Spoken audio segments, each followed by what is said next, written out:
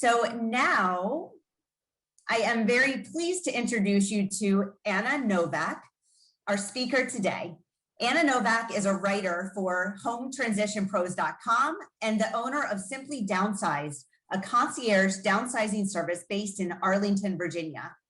Originally from Savannah, Georgia, and you'll hear her accent, Anna attended college and graduate school at UNC Chapel Hill, where she completed degrees in American Studies and Instructional Design, which you will see reflected in some of the amazing visuals that she presents. She really has a really nice way of laying out the downsizing process.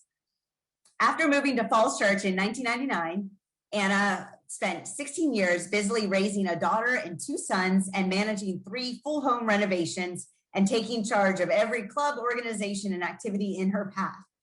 When her oldest began preparing for college, Anna ventured back into the working world by doing what she does best, writing and organizing information to help people complete a task and overseeing complex projects. Anna loves helping families through an important time in their life and being able to collaborate with people from many different backgrounds. Anna is also an abstract painter and an avid baker and a lover of all things outdoors. She lives with her husband and their dog Gracie in the Lake Barcroft community in Falls Church. So now I am pleased to turn the conversation over to Anna. Thank you so much. Thank you so much for having me today, for making time for this and your busy schedules. And I'm thrilled to be here. Can't wait to tell you guys everything that I've learned about downsizing since I started focusing on it about 4 years ago. So I'm going to try, you guys have to bear with us on the technology, but I'm going to share my screen. And Rachel, you let me know if anything goes haywire here. We're going to start. There it is. Okay, can everybody see my slide there? Good? Good? Okay, great. Okay, how to downsize. You guys just got the full history of me, so I'm not going to repeat all that, but I will say that I am all in on downsizing. I talk about it, I read about it, I write about it. I love it. Honestly, I think it's a really important time of life, and I just want to share everything that I've learned with you guys. So let's just jump right in. First of all, wow, congratulations on your choice of the Mather. You've made a really important decision already. This puts you ahead of the game. You know where you're going, and that is such an important decision that had to be made. And I think you made a really excellent choice. You have exact measurements of your next residence. That's really going to come in handy when you start having to make decisions about what you're going to take with you. And now you know exactly how much space you have to work with. You have time. We were just saying that you guys are the real go-getters that are thinking ahead and planning for your future. And now that that big decision is made, you do have time to go back and be deliberate about your downsizing process. And dare I say, enjoy it. Enjoy this time that you have to revisit your belongings and everything that you have. And so I think you're in really good shape that way. And you just have a lot to look forward to on the other side of this process. And you'll be so glad that you took the time to go through your collections and your possessions. And I just want you to see it as a really positive experience and it's a gift. This time that you have is a gift. So, and it looks really swanky over there. I can't wait to come over there for a drink on the other side of this whole thing. So, all right. So if you're feeling overwhelmed or a little nervous about downsizing, you are certainly not alone. It's a big job, and a lot of people are feeling overwhelmed about it. It's a big life change, which is stressful enough by itself.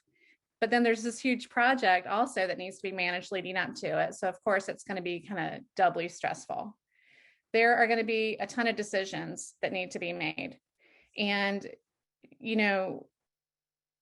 just having all those decisions is really stressful for people to have to think about all that. Are y'all seeing this gallery? Should I try to minimize that? Rachel? No. You're not seeing the gallery? Okay, good. So you have to make a zillion decisions, and that's cumbersome, right? The physical demands of it. I mean, chances are you have a lot of heavy stuff. You know, it's going to have to be moved. You're going to need to bring in people to help you. And that can cause, you know, some people some stress. And then lastly, there's just a lot of anxiety that goes into all kinds of, there's so many parts of this that can cause anxiety. And I find that some people go into this process and they're doing like some mental math on how much they invested in their belongings, the things that they collected, how much their stuff is worth now, you know, and then worry that they're not going to get their, you know, their investment back. And that's a valid concern. And then also there's anxiety around, well, what if nobody wants my stuff? What if my kids don't want my stuff? You know, and so there's just a lot of what ifs that go into this. And so, and lots of other reasons to be anxious about it. So you're not alone. Very common to go into this process with anxiety and around all these decisions, but I have some ideas to help alleviate some of that. This won't let me go. Oh, okay. Here we are at the downsizing process. And I like to break it down into 5 general areas. And we're going to go through all 5, and I'll spend, you know, longer on some than others. But planning obviously is going to be the first phase of this. You, just like any big project, you're going to need a plan going into it. The outcome of the planning portion of it is going to be kind of a loose schedule of activities, and then the order that you're going to do them in. And we want to make it, we want to tailor it to you. We want to make it attainable for you. Your plan belongs to you. There's no one way to do this. We'll base it on your needs and your characteristics and your kind of work styles. Now, the second big circle is sorting. And I made it big because this really could be the biggest job. It does not have to be. I mean, and I'll tell you more about that later. It doesn't have to be the biggest job, but it's probably the piece where you have the most to do. You know, you have a lot of decisions to make during this sorting process. But really, the outcome of the sorting process is you knowing what's going with you. And that is it. That's all you, that's the entire purpose of that process. That's all you need to know, what's coming with. So then we get into divest. And by divest, I mean, what happens to everything else, right? And this can cause people stress too, but again, it can be a very simple process. Divesting can be taken care of through all kinds of means. And it's really just a matter of dispossessing your possessions, you know, and letting go mentally and physically of those possessions. Moving, that's some guys with a truck. You know what that is? They're gonna come get your stuff, take it to the mailer. And I have a little bit to say about that, but not a ton. And then also selling. You know, if you have a property to sell, maybe you've been in your home for a while, you know, selling this property is really, you know, your reward at the end of this process. You've gone through all this work, and now you get to reap the benefits of holding onto your real estate. And it's a big piece of the puzzle too, but it is at the end, and I'll circle back and give you my opinions about that. So let's just get going on planning. So I'm going to give you 3, what I like to call order of operations. And there's 3 kind of ways you might tackle this downsizing effort overall. And the first one that you see here, you know, has the 4 pieces outside of planning, where you would sort all your, this is a traditional model. You would sort all your stuff. You would figure out what you want, you know, and then you would go ahead and do all the divesting too. You would get it all out of the house one way or another. You would whittle your belongings down to as little as possible. Then the movers come, or no, actually, so then you sell the house while you're still in it. And then during the settlement period, then you schedule your move, and it all becomes very tight and linear like that. Now, this is a model that lots of people do at all stages of their life. You can certainly choose to do it this way. The downside to this way, especially if you've been in your home for a long time, is that being in the home for the divesting and the selling can get kind of sticky. You know, it's going to be a little uncomfortable for you. Things are not going to be your normal routine. But then the upside is that you stay in your house all the way to the very end, and there's really no downtime between, you know, your current place and then your residence. So that's one way to do it. Now, the second way, and I'll go ahead and tell you this, I prefer this way, if you can swing it, is to do your sorting. That's always going to be your job. Nobody can do that for you. But then go ahead and move. So this is the take what you want and walk away model. And in this model, you take what you want, we go ahead and move you. You know, it can be a pretty quick process. I mean, you'll have homework to do leading up to it, but let's go ahead and get you and your favorite stuff out of the home. At that point, we can bring in people, you know, auction companies, estates, you know, donations, all of that stuff can happen after you've left.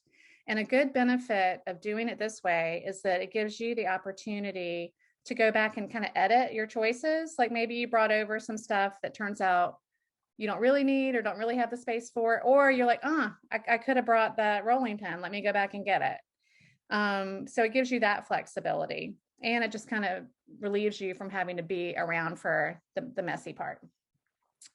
And then because you guys, some of you have longer lead up than others, but you have some time to work with, I'm just going to throw it out there that you could go ahead and do your sorting. That's your job. You could pick all your favorite stuff. We could put that in a storage, you know, facility, and you could take off. You could take off. You could live in a vacation cottage. You could go on a long vacation or a cruise, or, you know, you could do something temporary.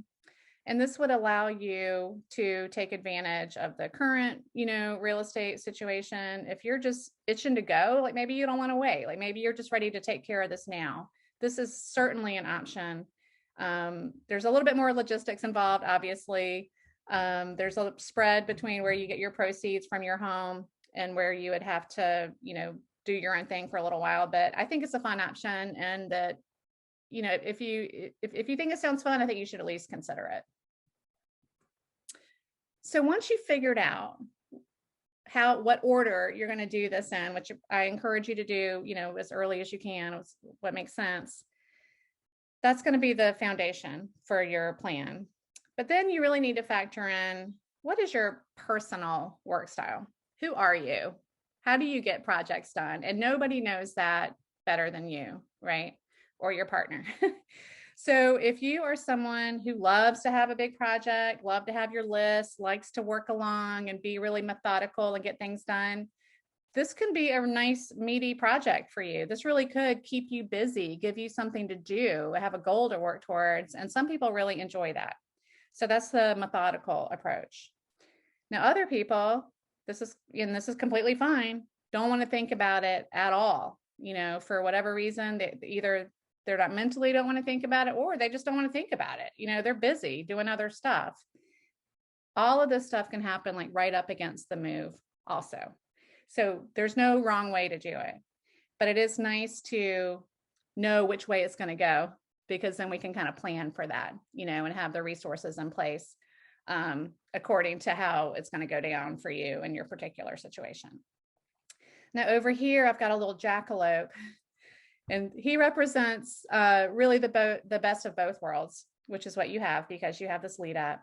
And that is the hybrid approach, where you take this luxury of time that you have and spend it addressing collections. And collections are really the artifacts in your house, you know, the things that you care about, you know, valuable items, art, you know, photos, things that mean something to you. If you have the luxury of doing it, you can do that on the early side, and you can be working along towards that, so that when the time comes to like make some major moves, you know, all that stuff will be taken care of. You'll be deliberate. You won't have angst about, oh, I should have worked harder on that. So that's my personal recommendation. I think you have the best outcome if you work on your sentimental items and collections early. And then let's just get her done at the end. So blink.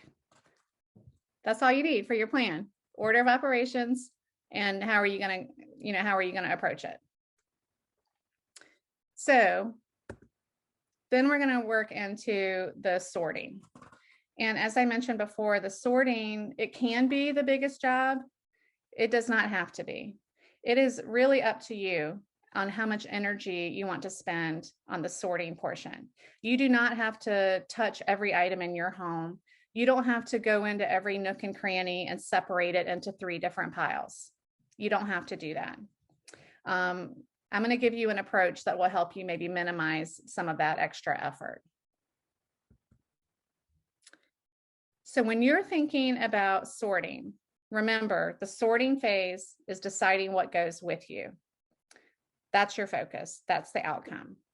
And I'm going to encourage you to think about keep 2 focuses in mind when you're talking about sorting. So the first one is going to be your surroundings. And your surroundings, what we mean by that is like, what's it going to be like in your new residence? What's going with you? What furniture is going with you? What furnishings are going with you? Your art, your collectibles, your favorite things. Keep in mind the end goal of being comfortable and happy in your new residence, having what you need with you and what you want to. And at this stage in the game, early on, it can be really helpful to have somebody do some space planning, unless you're good at this yourself, which I know probably some of you are. You want to measure that furniture. You want to know exactly where everything's going. You need a floor plan. And then I find a lot of my clients really do benefit from having a professional interior design person at least do a consultation to help kind of cherry pick things that will work together, that will work, well in your new space. So that's your surroundings. Now your story is, I put a big focus on the story, because at the end of the day, what do you have other than that, right? I mean, your story is your personal journey through life. It's the people, the events, and it's supported by artifacts. And the artifacts can be anything, any meaningful thing in your home or in your possession that triggers memories for you. If it's collectibles, if it's, tchotchkes, if it's photographs, if it's, your teddy bear, any of that stuff, these items are telling your story. But the trick is to preserve all of the story and only some of the artifacts. You're going to have to choose, but let's don't leave that story out of it. Let's put the story front and center, and then we'll support it with some artifacts that you choose to bring along. Okay. So get out your pencils. This is the #1 tip that I'm going to send you home with today. Maybe you're already doing this, but if you're not, start focusing on the things you want to keep and not the other way around. If you try to focus on every single thing that you own, yeah, you will be caught up for months or years making decisions about every single thing in your house. If you're focusing on what you just want to keep, what's going to make you comfortable and tell your story, in your next living situation, you're going to be able to eliminate 75% of those decisions. And there's a little tool that I like to use. I call it the rowboat. And sometimes I just picture a rowboat. So just imagine that you're going to row out to, Paradise Mather Island, and you only get one trip in this rowboat. And all of your favorite items need to go in this rowboat. What's going in there? You're going to need to make some decisions about what do you truly treasure, or what can you shrink down, so that your favorite items can fit on this rowboat. And your rowboat could be, you could set up an area in your house, if you are doing this working ahead kind of version of it, but just, it kind of works. Actually, some people's rowboats are bigger than others, but most people need to reduce their belongings by 75% or more. And then just to carry that rowboat analogy a little bit further, once you push off with all your favorite stuff in your rowboat, just leave the rest behind. You're not going back. We'll take care of it. It'll go to people who want it or need it. We'll try to keep it out of the landfill, but those decisions, once you've decided that you don't want it, don't put any more energy into it. That's just energy that you could be spending thinking about your future life and investing in relationships and just moving on with stuff. So that's kind of my golden rule advice on sorting. Okay, so now we're going to talk about collections. And gosh, people just love their collections. I mean, when I get calls, 9 times out of 10, people talk about their collections immediately. They'll say, oh, my mom had all these Hummels, these crystal things, or I have my grandmother's china, or several sets of china. Or like my client Arlington, he's got 2,000 elephant shaped items that he and his wife have collected in their years of foreign service. They mean something to you, and that is completely legitimate. But you have to find a way to kind of save out the best of it. So when I think about collections, I think about 2 kinds. And one is the formal collections, like I just mentioned, figurines, china, stemware, that kind of thing. And then the other, which all of us have, are these informal collections. And that could be your holiday decorations. It might be your tools and in your tool set, hobby supplies, if you're a painter, or for me, it's like kitchen stuff. I love to bake. I've got 200 cookie cutters, you're going to need to be deliberate in your decision-making about your collections. And at this point, if you need somebody to come in and help you evaluate the value, let's say if you have art or, sculpture or rugs or something that you think may have value that's going to impact your decision, now is the time to get those opinions, to help inform your decisions. And then one other thing I'll say about collections, obviously keep what you love. And to that point, it's okay to separate sets. If you have china, it's okay to take 4 place settings. That is completely fine. Take 2 of those champagne flutes. You don't have to take everything. And there is no reason for you to keep the other set together, because this is about you and your belongings, what you've collected. So that's what I'll say about that. And if people have specific questions about collections, I'll definitely answer those questions in the Q&A. Oh. Why won't it let me go? Okay, that worked. The second piece of collections is documents, which is a lot less fun, but still needs to be taken care of before you move. You certainly don't want to carry a bunch of bankers' boxes full of old documents over to the Mather. And hopefully, a lot of your important documents, medical, insurance, financial, hopefully a lot of those are already digitized, and you have access to them. But if you have boxes that you feel like need to be sorted, if you're the stewards of somebody else's paperwork, now is certainly the time to do that. Bite the bullet. You just have to do it. And there are people to help you. Some people specialize in this if this is a problem for you to go through paperwork, which it is for a lot of people. And then the second type of document is this, the personal letters, like the sentimental items, your kids' drawings, the little books they made in grade school, all of that stuff. I love those because that's fun to sort. It is fun to go back and look through all that stuff, especially when you have time like you do. And most people with a common household scanner, that's a manageable project.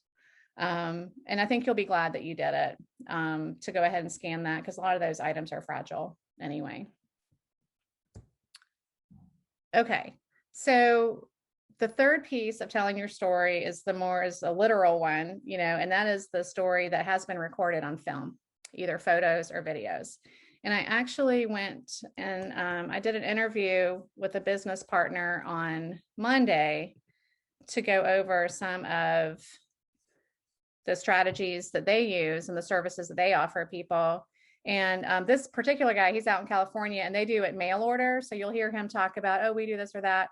But there are definitely local people here in Virginia that provide very similar services. But I wanted you to hear from him, like everything that is available to you. So bear with me on the technology side. I'm going to introduce my friend Brett. This is Brett Weiss. He is with Your Legacy, Your Story. He's out in California.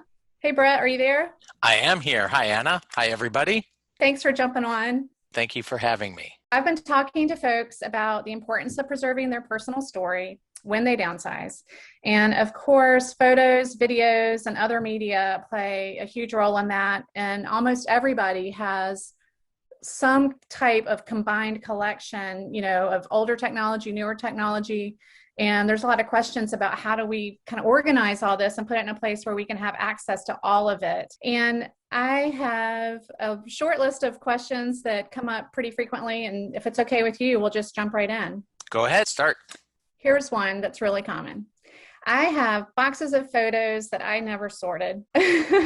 I'm so overwhelmed. Do I have to have them all sorted before I can have them scanned? So what do you recommend for people in this situation where they have big boxes of unsorted photos? So to answer your question first, no, you really don't have to organize it. There are a couple things.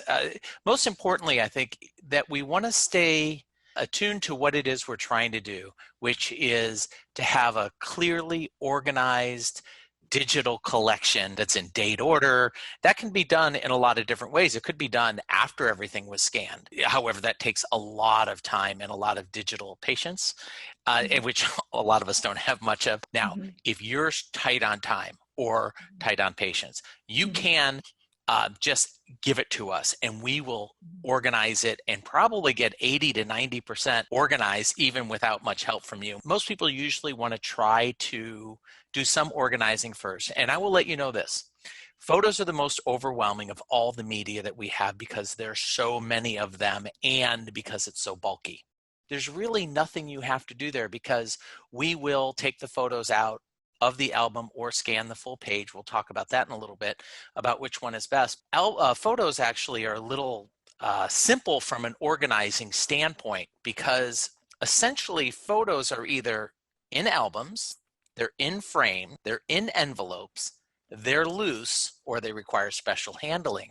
We handle each of those different types of photo groups differently that allow us to preserve the order. That way, when you look on your computer or your television and see your photo collection, you'll see all of your albums listed in date order. And when you open up that folder, the first photo shows up and runs all the way in order till the last. So you're saying it's okay to send the whole thing unorganized and you have ways of organizing it. Yes. Or if I could maybe just put things like, say, put all of the 90s in one box, that would be helpful too. It is. And actually decades are great. That's a really good way to organize photo collections. What do you think is the best way to deal with albums that maybe have some age on them? Most people give us albums in whole. And for us, we look at albums from an organizing and preparing for digitizing standpoint. Basically, we separate them into two groups. Either the photos are coming out or the photos are not coming out. And those are our two groups. Photos not coming out, for example, would be scrapbooks. What was very common in the 40s and the 50s were the albums with the black paper.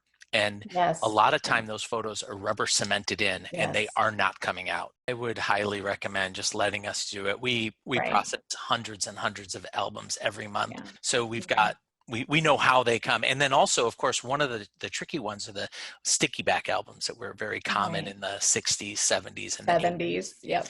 But we do find that over 95% of the albums, we are able to successfully remove the photos and then they're scanned as individual images. If for some reason you just can't get them out, we would scan the entire page of that album. I mean, that could be fun too. If you just like remember the album, it would be just like looking at the album the way you used to look at it, but now it's digital. So let's talk about, I know a lot of people that I work with are kind of the stewards of not only their personal history, but personal histories of those before them, and they might have some much older photography or prints and frames. Like, how do you recommend that they deal with that? If you are fortunate enough to have multiple photo collections, for gosh sakes, keep them separate. You may have pictures of somebody's grandmother because it's your aunt, but you also have pictures of your grandkids playing soccer that they might not be interested in. By keeping the collections separate, it makes it easier to share them with other people. And as far as frames are concerned, I recommend take the photos out of the frames at your location because glass breaks. Any photos are going back in the same frames. Before you remove the photos from the frames, take a photograph of those frames with the photos in them And then that way you'll remember where they go back into, because you think you'd remember and nobody ever does. And for the most part, your photos in your frames are some of your most treasured photos, which is how they got to become framed in the first place. Okay, that's great. So keep it separate. Yes, please. I know for me, all of my memories since 2002 are digital now. And unfortunately, I did the same terrible job of organizing my digital photos that I did for my actual paper photos. And I have them on laptops, I have them on cameras, I have them on phones. Like, I'm nervous. Like, how do I get all of this together and where I'm confident that I haven't lost anything? So it's a good question. So I think the best way to think about it is where we're headed. And where we're headed, whether we like it or not, is we will all have one large digital collection of photographs. Some of those started as digital, 2002 to current, and many of them were photos taken by us or our parents or our grandparents in years past. What we're going to be doing is we're going to be digitizing, scanning all the old paper photos. And then at some point around 2002, for most people, these two collections come together. A little bit of overlap, but that's about 2002 is about where they come together.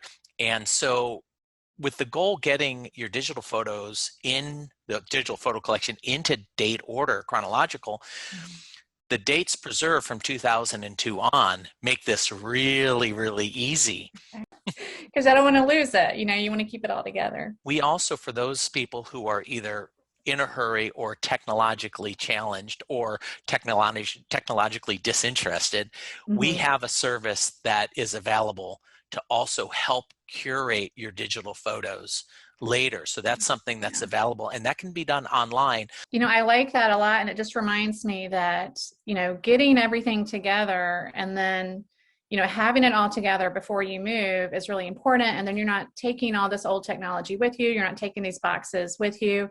And then you really will have time, you know, unless you're just having too much fun at the Mather, you're going to have time to actually go through, and you can do another kind of set of organizing, revisiting, grouping, and all that, but it'll all be digital and easy to find. Yeah, and I really believe, Anna, that for senior move especially, it's such a serious downsize for almost everybody. You know, that reminds me, I just saw this recently at a client in Falls Church, those slides, those carousels. Yes. And now I don't have those personally, but I know a lot of people do. And wow, what is that? What do you do about that? So there's a lot of downsizing automatically that goes by taking them out of carousels. But I think that when it comes to people who have slide collections, the best way to think of a slide carousel is like a photo album. This really is what it is. It's the photos are in some order. Almost always they've been thought out and planned out, so they tell a story. Well, we will treat that carousel as a group. We'll title it just like you titled the photo album, and then we will keep all the slides in order from first to last. We prefer to get them in carousels primarily because they're dust protected, they're in order, there's no fingerprints, so it really keeps the slides in a good, clean condition. And then when we handle it, we'll remove them from the carousel, they'll be digitized, and they'll be returned back into rival plastic bags. That's how you'll get them back, and they'll all be labeled and ordered so you know where it came from. Well, that makes me want to ask about videos, speaking of old technology. And I know that, you know, some older folks have like actual film, you know, so what do you recommend with that? Is that something that can kind of go into the same process? It not only can it go on the same process, it can go on the same flash drive or hard drive, and you can plug that flash drive right in the side of your television and be able to watch your family movies and go through your photo collection really at the same time. So, and I know that for people who aren't technologically savvy, you know, they're probably wondering, like, if I send all of these various, you know, bits and pieces, you know, out to a service to have it digitized, like, how does it come back to me? Like, is it on a drive? So, you know, your input is going to be, to us, is going to be boxes of photo albums and a shoebox of videotapes and a bag of your dad's films and, you know, a ton of carousels. That's how it's going to come to us. And then what you would have, of course, the heart is the digital collection. You'll have this beautiful box, it'll open up, and we will make archival DVDs of all of the media that we scan. And then almost everybody gets flash drives. Now, if you have a lot of content, you may have to go into an actual hard drive, but either way, you'll be able to plug it in the side of any TV or computer, and you'll see a really neat, clean, organized folder structure showing your photos, your slides, your videotapes, your film, your audio, and other items. And you open up those folders and you'll see everything in date order. Brett, is there anything else you would add? Is there anything that you can think of that people kind of who are starting this process? I mean, is there any advice that you would give them? So once you gather everything together and you take a look at it, before you dig in too much, but you get an idea of what you have, call us. We'll walk you through, and we will save you dozens of hours of time and take the feeling of overwhelmness away, because you're going through your memories. And as long as you don't feel lost and overwhelmed, you'll find that it's one of the most joyful things that you'll ever do in your lifetime. And there's tons of other stuff we could have talked about. I know, like about albums that you can make, about tributes, about life stories. There's all kinds of other stuff, but this is enough for now. And thank you so much for coming on. I really appreciate it. Oh, you're welcome. Thank you for having me, and all of you. Good luck, and don't worry, you've got a strong team to support you. All right. Thanks, Brett. Okay.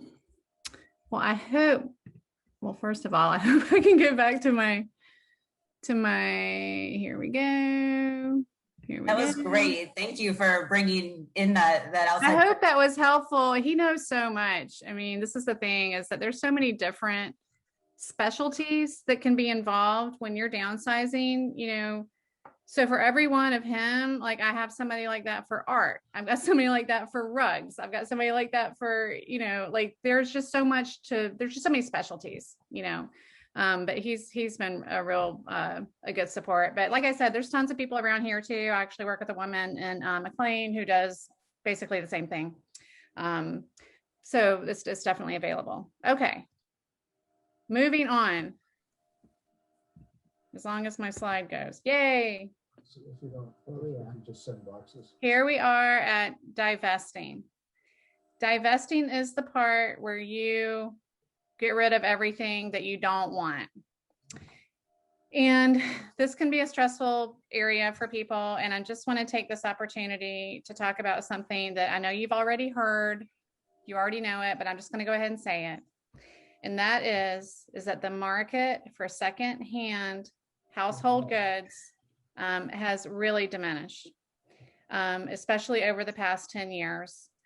Lots of people like you, some people like me for that matter, you know, this cohort has decided that they want to downsize. They want to start a new chapter in their life, and they are releasing all of their stuff into this secondary marketplace. A lot of the stuff is similar. It's kind of the same stuff, you know, and there's a lot of it.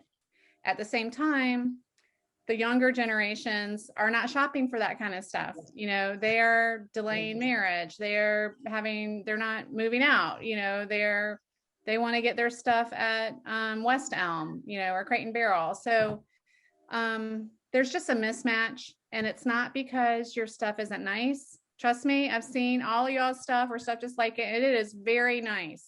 Yeah, I think it's a shame actually, because it's way nicer than what people could buy today. But the reality of it is that, you know, there's so much out there that you will probably not be that happy with the amount of money you get back when you go to sell your stuff. I'm just putting it out there.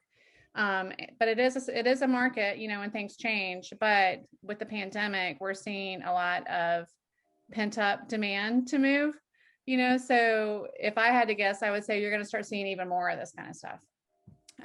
But there are buyers for it. I don't mean to imply that nobody wants it, because there are people that want it, you know, and we can definitely get it into somebody's hands. It may just not be the collector that you had in mind, you know. But that said, let's just talk about how we can get this done. So the major ways that people divest, we call it leftovers. This is what's left over after you've taken what you want or, you know, given the good stuff away.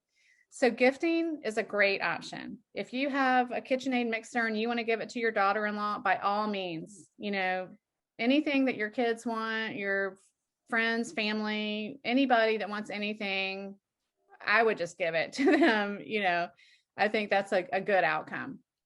The second really popular way of moving things out is going to be the donation. And I'm going to couple that donation conversation with the one that goes after it, which is the online auction, because they are related.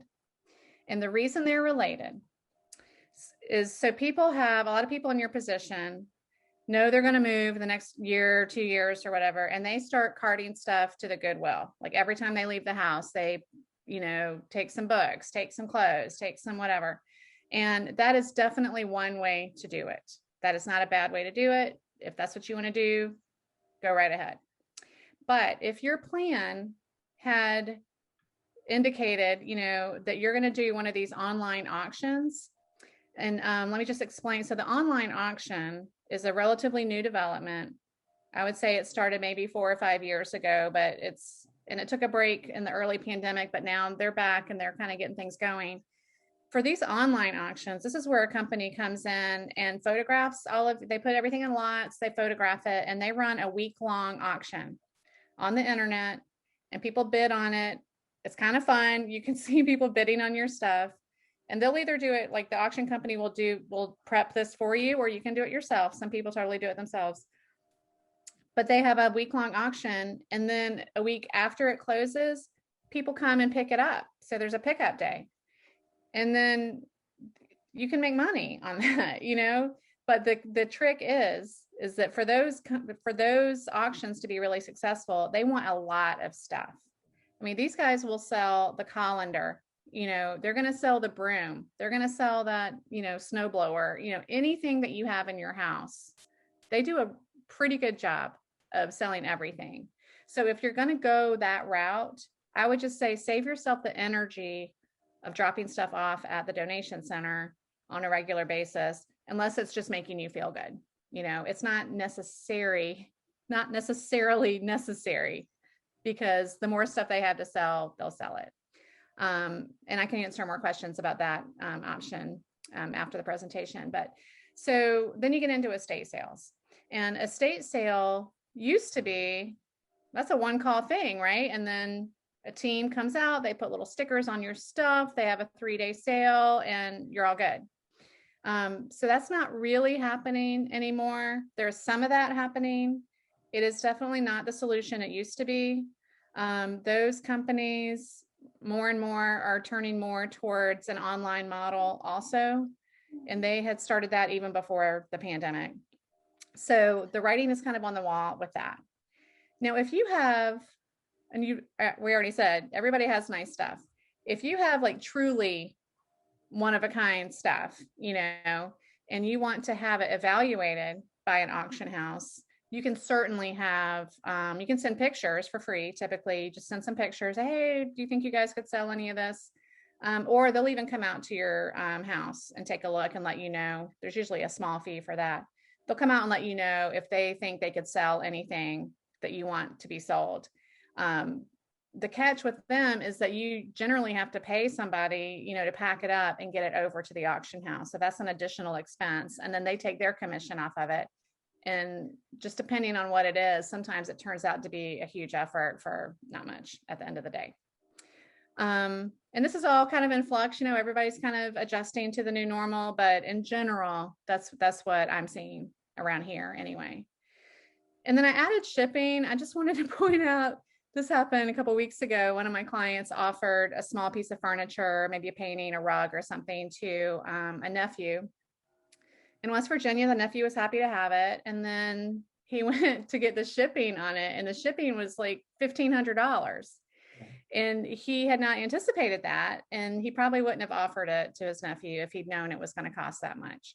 So I would just say, be strategic in your planning about where you're, if you're going to give stuff away and it needs to be shipped, be strategic about that and make sure that you have a plan for it and that you're willing to pay for it, or the recipient is willing to pay for it.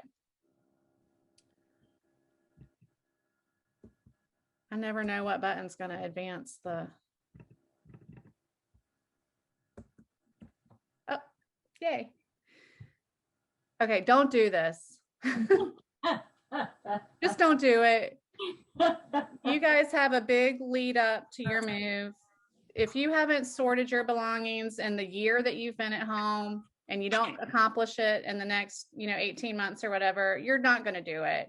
So there are good times to use short-term storage. One of them is, like I mentioned earlier, if you guys wanted to, sell your house and skip town, that's an excellent use of short-term storage. There are also services like once you get to the Mather, if you just don't want to give up on your holiday decorations because you've got 6 bins of holiday decorations, you can still keep those, and there are services that will actually deliver them to you when you want them and then come back and take them away for the rest of the year. So there's strategic use of short-term storage, or if that nephew was coming up in July, maybe my client would have put it in a unit for him as a courtesy. But in terms of just stuffing stuff in the getting short-term storage, or just don't do it. I just recommend you don't do it. If you want to argue about it, we can. Okay, so here we go to the moving. And the moving obviously is a critical part of your process. A good mover is worth their weight in gold.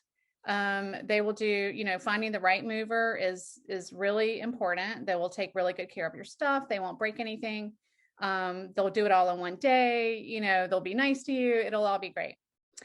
I highly recommend a professional mover in conjunction with a professional, either a senior move manager or a professional organizer, someone who is kind of familiar with your stuff and what the end game is going to be at your residence. Now, movers will put together a whole package where they'll offer to do the packing and unpacking, and you can do that. But I'm just here to tell you that when the movers come to do your packing, you get out of the way and they pack everything in your house, north to south, east to west. If there's a little bowl with food in it, in a drawer, that's going in the box. They are not strategic about packing at all. They'll pack everything. If you're working with a senior move manager or a professional organizer, they're going to be a lot more strategic. They're going to probably save you money on the amount that you move, and just make it much more likely that you're going to get settled in one day, because those same people that packed you will show up on the other end of the move and put your stuff exactly the way you like it, and you can get back to your routines immediately. And that is kind of the best case scenario. And the guys that I know, like the movers, they love seeing the professional organizer on the job. They're like, great, this is going to be a good outcome, because it helps them too. It just helps everybody have a good outcome. What's it going to be? Okay. Now, selling. If you've done all your work, you've sorted, you've divested, you're ready to go, and now comes the time to sell your house. Now, I have a certain strategy for recommending realtors. And I think the best time to bring on a realtor is going to be about 8 weeks to 10 weeks before you're actually ready to sell. Now, if you called a realtor today, he or she might come over and give you a value on your house. Well, that's today. Real estate changes very quickly. It's based on mortgage rates and, all kinds of other stuff. So you want to have a current, look at what your house might be worth or what you need to do to sell your house. Then the other thing is that if you call a realtor when you've got stuff up to the ceiling, you got stuff everywhere, you're all overwhelmed, that's not going to look like the most attractive job to them, frankly. They're going to think, wow, this family's got a long way to go before this house is ready to sell. I think you have a lot more leverage to negotiate, to be a great client for them when you've got an almost empty house that's ready to sell. So that's what I'll say about that. Now, secondly, with the real estate, this is not the time to hire your niece or your neighbor, unless your niece or your neighbor is a high-performing realtor in your neighborhood.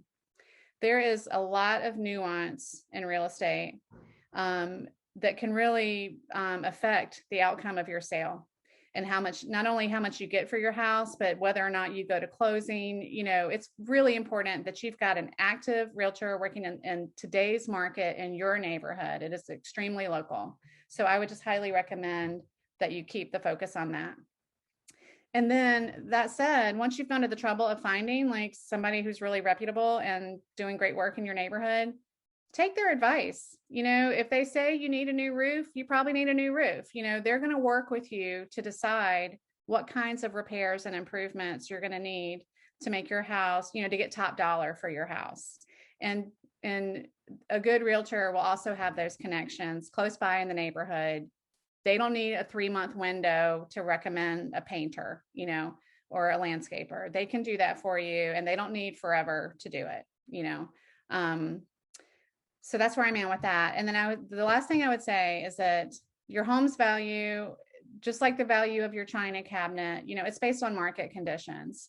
So the realtors don't decide how much your house is worth. Obviously, the market decides. And then also, you know, you don't get to decide who buys your house either. You know, people always say, oh, I want a family with a baby. And yeah, that would be great. But no, we don't know. You know, it's on the market. It's out of your hands.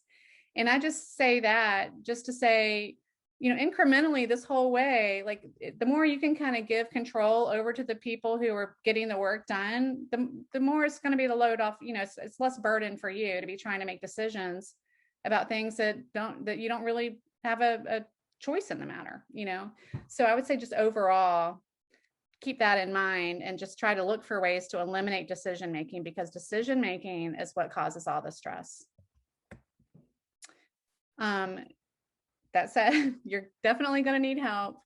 I try to help people figure out what they can do themselves. And certainly there are things that you can do yourself or with the help of family members or neighbors or anybody. And I'm more than happy to help people talk through what they can do themselves. This is a big job, you know, and there's typically going to be quite a few people involved at the end of the day. And you can pick and choose how much or how little or what kind of help you need. You know, like some people, they might want, you know, one person to come help them sort once a week, you know, for 6 months. That might be the best scenario for them. Somebody else might want a team of 10 people to show up, you know, on a Monday and be done by Thursday. That's doable too. It is completely up to you on how much, you know, time, effort, and budget you want to spend on that. But in general, we think people have a better outcome, you know, when you are looking for these professionals and relying on others who have been there. They know what the deal is. One phone call, can you get a really quick answer? You know, don't spend all day trying to figure out if your painting has value on eBay. You know, let's just call the appraiser. She's going to know. So I just think you can save a lot of decisions by just going to the people who know what they're doing. So I put together a little bit. People are always wondering, like, how much, you know, how much extra is it going to be to get this extra kind of help? And a downsizing move, obviously it has extra steps, it has extra complexity, but it doesn't cost a lot more than just a regular move, you know? And I would definitely budget some for the types of work that Brett was talking about. The type of work, if you have collections that you want to preserve, even if you just want to have things appraised, if you decide you're going to keep that rug or keep that painting, let's get it appraised. So at least you can have insurance value for it, or, you know, have some kind of documentation of what it's worth. So as you're doing your sorting and divesting, I would recommend that you know, save some of your budget to actually, you know, preserve your stuff, you know, and there's tons of stuff they can do with albums. Like if you're an artist, for example, we can do a coffee table book of your paintings. You know, you don't have to take all those paintings. We can have that done. We can do coffee table books for any, you know, all kinds of things, you know. So there's ways to preserve your memories without actually having to put those artifacts in your rowboat. Okay, we're already to the summary. Break it down, have a solid plan, focus on what's going. Don't worry about the rest of it. And then make it about you. Make it about your surroundings and your story. And I think you're going to have a much easier and a more pleasant time downsizing if you celebrate it, you know, in that manner, instead of just looking around saying, what am I going to do with all this stuff? It'll get taken care of. And there's me. I love this. So I included this. So one of my clients, this is up in Maryland, her collection was Halloween decorations, and she had probably 200 of these skeletons she had dragons, she had horses, she had a Santa Claus skeleton, she had all this stuff. And we were able to find like one of those haunted hayride places down in Virginia that, gosh, they were over the moon. They came up and took all of it and made everybody really happy, so that's the kind of solution that we're looking for, is to move your stuff onto somebody who can actually use it. Okay, Rachel, that's the end of my official presentation. Do you want to roll with some questions? Yes, we do have quite a few questions. Okay. And so much, Anna. That was really good information and a lot of food for thought. So I'm sure there'll be a lot of interesting conversations around the dining room table tonight. I hope so.